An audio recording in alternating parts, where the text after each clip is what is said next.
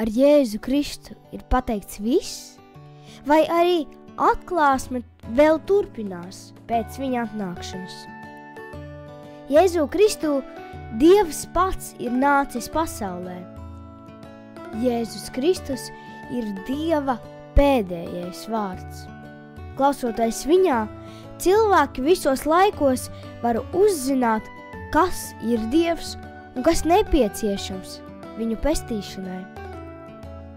Jēzus Kristus evaņģēlijā Dieva atklāsme ir galīga un pilnīga.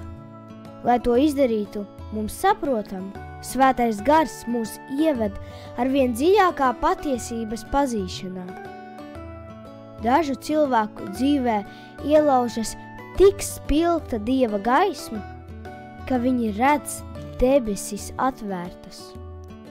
Tā radušās tādas nozīmīgas svētceļojuma vietas kā Valdelupe, Meksikā un Lurda, Francijā.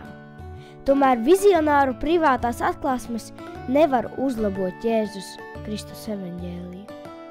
Nevienam nav pienākuma tam ticēt, taču tās var palīdzēt labāk izprast evaņģēliju.